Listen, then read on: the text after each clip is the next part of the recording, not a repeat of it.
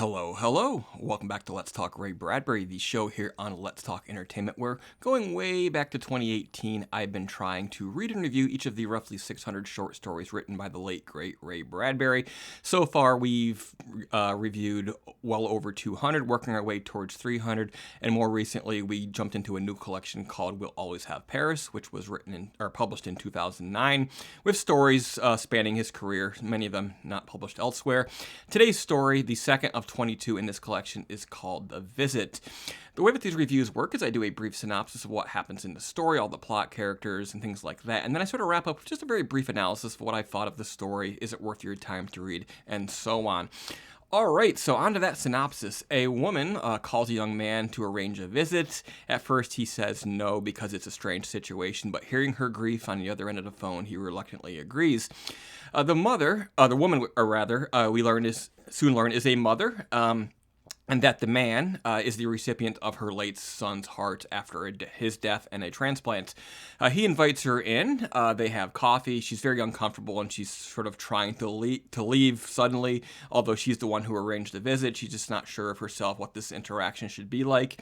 But he insists that she stays, and eventually he says, "Come, do what you came here to do." He sort of stands up, closes his eyes, and lets her lean against his chest and put her ear against his chest and listen for her son's heartbeat, which she hears loud and clear, beating alive and well in this man's heart.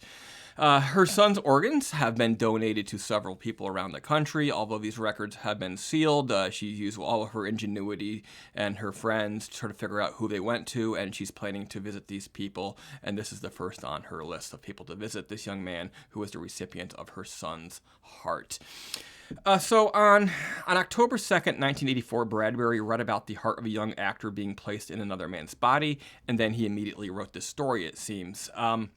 The foreword in the collection, We'll Always Have Paris, it says that he is two people. That's Bradbury. He says he is one person who is a watcher, an observer, and another person who is a writer. So many of these stories that he's written over the years come from, at least a kernel of it, observations from his life, including this situation where in 1984 he heard about a transplant of this organ. And of course, it was a much more rare operation back in those days. The story very much fits the bill of what he's talking about in his introduction. These stories are sort of written on impulse after moments of inspiration, and it feels pretty impulsive. It's very brief. It's mostly linear in nature. It's short, not a lot of plot, not a lot of character development, all of that, but you learn everything you need to know in a very short time, and it doesn't feel forced at all, so it's quite well done in that way. The story at its heart is about the giving of life. A mother gives life to her children, but also of a son who decides through becoming a donor to give his life that was given to him off to other people after he is no longer with us.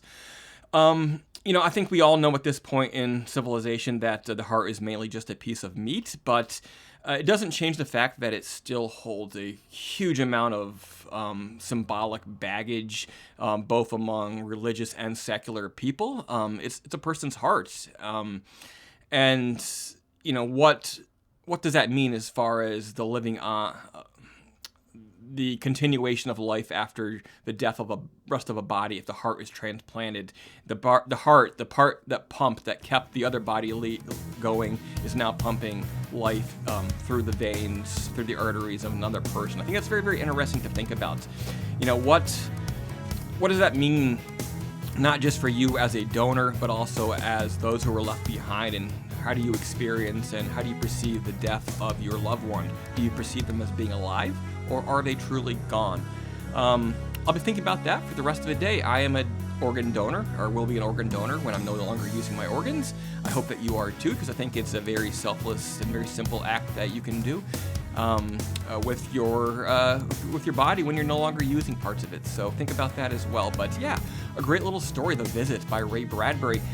Next time, I will be looking at a story called The Twilight Green, so be sure to subscribe and tune in a couple of days, and we will do a brief analysis and synopsis of that story as well. So thank you, and I will see you again soon. Stay warm. It's pretty cold out here in Pennsylvania. See you later.